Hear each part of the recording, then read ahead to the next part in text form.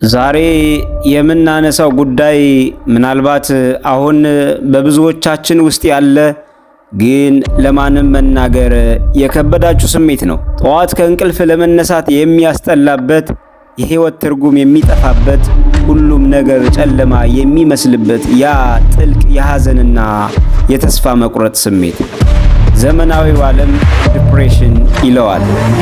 ብዙ ጊዜ ሰዎች ሲያዩን እንስቃለን፣ ወደ ሥራ እንሄዳለን፣ ከጓደኞቻችን ጋር እንጫወታለን።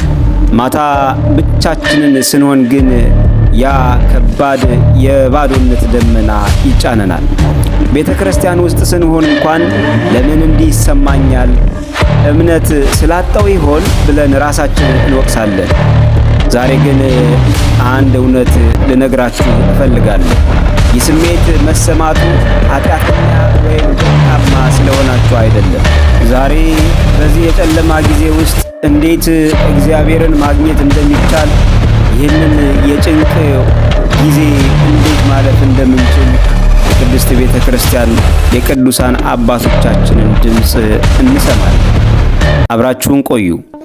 ሰላም ኦርቶዶክሳዊ ወጣቶች፣ ከመቼውም ጊዜ በላይ ራሱን የሚያውቅና በሃይማኖት የጸና በምግባሩ የቀና ትውልድ በሚያስፈልግበት በዚህ ዘመን ይህ ቻናል ወጣቶችን ወደ ትክክለኛ ኦርቶዶክሳዊ ስነ ልቦና፣ ጠንካራ ማንነት፣ የጠለቀ እውቀት ከፍ ለማድረግ የተፈጠረ የለውጥ አውደ ምሕረት ነው። በጋራ እየተማርን የተሻለ ማንነትን እንድንገነባ ሰብስክራይብ በማድረግ ቤተሰብ ይሁኑ። ቪዲዮውን ሼርና ላይክ በማድረግ ለሌሎች እንዲደርስ ስለምታደርጉ በእግዚአብሔር ስም እናመሰግናለን። ወደ ሐሳባችን እንግባ። ታላቁ አባት ቅዱስ ዮሐንስ አፈወርቅ የዚህን ከባድ አደጋ ስር በሚገባ ሲያብራራ እንዲህ ይላል። ከኃጢአት ሁሉ የከፋው ኃጢአት ተስፋ መቁረጥ ነው። ሰይጣን ኃጢአት እንድንሰራ ከሚያደርገው ጥረት ይልቅ ኃጢአት ከሰራን በኋላ ተስፋ እንድንቆርጥ የሚያደርገው ጥረት ይበልጣል ይለናል። ሰይጣን የሚፈልገው እንድትወድቅ ብቻ አይደለም። ዋናው ዓላማው ከዚህ በኋላ አልነሳም፣ እግዚአብሔር ጥሎኛል፣ እኔ ረክሻለሁ ብለህ እንድታስብና ከእግዚአብሔር የምሕረት እቅፍ እንድትሸሽ ማድረግ ነው። ኃጢአት ቁስል ከሆነ ተስፋ መቁረጥ ግን ቁስሉ እንዳይድን አድርጎ ነፍስን የሚገድል መርዝ ነው። ቅዱስ ዮሐንስ ዘኪሌማኮስ እንዲሁም ቅዱስ ዮሐንስ አፈወርቅ ይህንን ሐሳብ ሲያጠናክሩ እንዲህ ይላሉ። ሰይጣን ኃጢአት ከመስራታችሁ በፊት እግዚአብሔር እጅግ መሐሪ ይቅር ባይ መሆኑን በመንገር እንድንደፍር ያደርገናል። ኃጢአቱን ከሰራም በኋላ ግን ሐሳቡን በመቀየር እግዚአብሔር ፈራጅና ቁጡ መሆኑን በመንገር በተስፋ መቁረጥ ገደል ውስጥ ሊጥለን ይሞክራል ይሉናል። ነገር ግን እግዚአብሔር በጨለማችን ውስጥ አለ።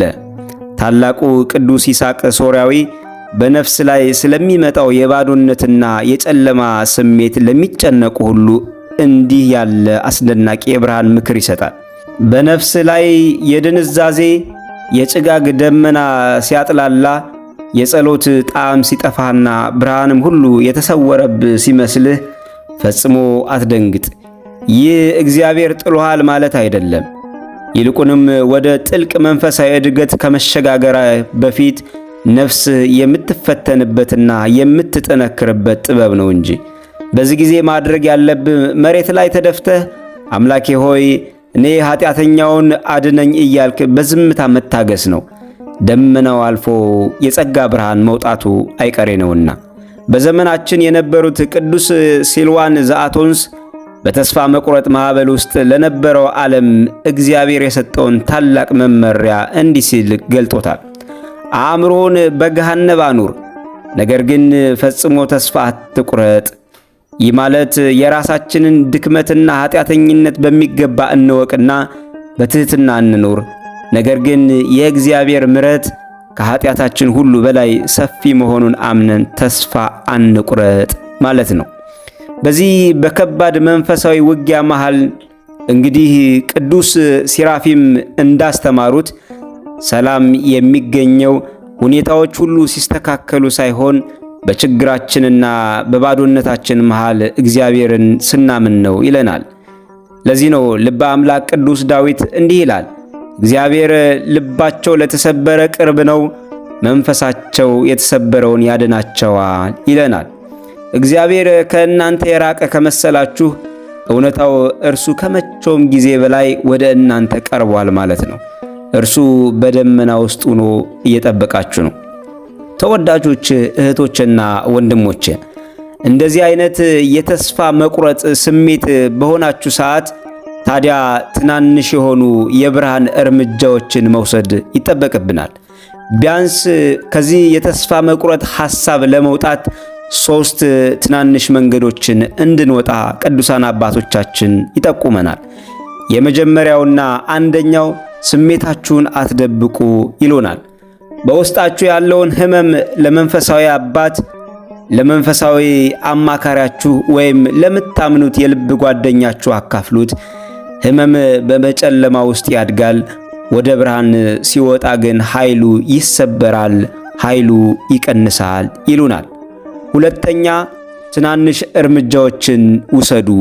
ተስፋ ስትቆርጡ ትልልቅ ሥራዎችን መስራት ይከብዳል። ስለዚህ በትናንሽ ድሎች ላይ አተኩሩ። አጭር ጸሎት ማድረስ፣ በትንሹ ቅዱሳት መጻሕፍትን ማንበብ፣ እንዲሁም ወደ ቤተ ክርስቲያን መሄድ ጀምሩ። እነዚህ ትናንሽ ተግባሮች አእምሮን ቀስ በቀስ ያነቃቃሉ፣ ከተስፋ መቁረጥ መንገድም ያወጣሉ ይሉናል። ሦስተኛና የመጨረሻው የመዝሙረ ዳዊትን ኃይል መጠቀም። መጸለይ ሲከብዳችሁ፣ የራሳችሁ ቃል ሲያልቅባችሁ መዝሙረ ዳዊትን ጸልዩ። ዳዊት ነፍሴ ሆይ ለምን ታዝኛለሽ? ለምንስ ታውኪኛለሽ? እያለ የራሱን የሐዘን ጊዜ እንዴት ወደ እግዚአብሔር እንዳመጣው የምንመለከትበት ዳዊት ስለሆነ መዝሙሩን እጅግ አጥብቀንና አብዝተን ልንጸልይ ያስፈልጋል። ተወዳጆች እህቶችና ወንድሞቼ፣ አሁን ያለንበት የጨለማ ዋሻ የመጨረሻ ሳይሆን አዲስ ብርሃን የሚያወጣ መሿለኪያ ይሆናል። ይህም ያልፋል፣ እግዚአብሔርም ከሁላችን ጋር ይሆናል። ይህ መልእክት አሁን በውስጥ ለውስጥ ጭንቀት ውስጥ ላለ ሰው እንዲደርስ ሼር በማድረግ የብርሃን ድልድይ ሁኑ። ሰላም እግዚአብሔር ከሁላችን ጋር ይሁን። ወስብሐት ለእግዚአብሔር።